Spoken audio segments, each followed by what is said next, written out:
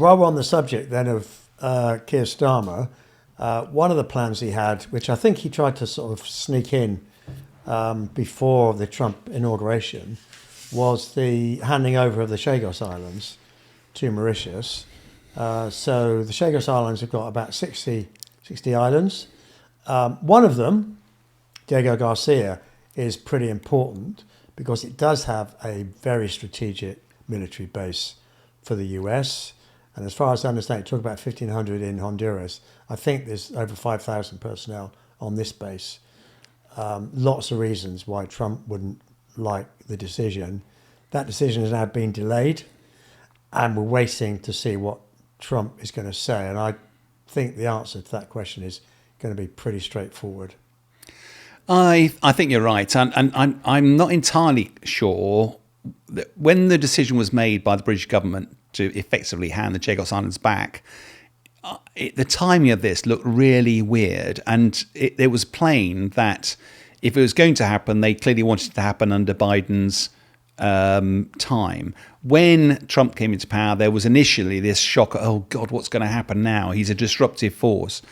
But I think there is an air of pragmatism now settling in. You know, we've even heard that from the Prime Minister and various members of the UK cabinet that are now going, you know, he's disruptive, but he is the president, the most powerful nation on earth. We've got to work with him. And anything you do that appears to be trying to tie his hands, I think a lot of these presidential orders he's issuing are trying to clear Biden from the landscape. Any of his judgments, I want to start with a clean sheet of paper. And in a way, if you try to force Trump's hands by doing a deal with the Chagos Islands when Diego Garcia and the US presence there is so important, strategically, it's an important set of islands, which we can go into another time maybe. But therefore, I think it would be seen potentially as mischievous to try to do something like that, particularly because Trump, I think the point you made at the last podcast, sometimes people talk about one bit over here, but actually what they're trying to do is actually influence something in another part of the forest. And therefore, this could all be part of a grand plan. I'm not sure. I don't want to credit Trump with too much of that strategic thinking, but it could well be the case that this is part of a much bigger play. Yeah, well, I think the language from Keir Starmer and his team now is a little bit more positive. If you go back a while, pretty much everybody in his senior leadership, in one way, shape or form, was called Trump a buffoon, a criminal, a Nazi, a fascist.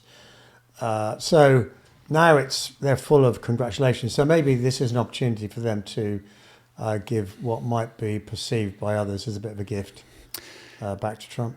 Yeah, I think there's going to be a bit of this. And you and I have agreed that despite all of these 100 plus executive orders, how many of these will actually come to pass? What was the phrase you said just before we came on air? They don't take them literally. Well, take him seriously, but don't take him literally. Yeah, I love that. It's a great turn of phrase.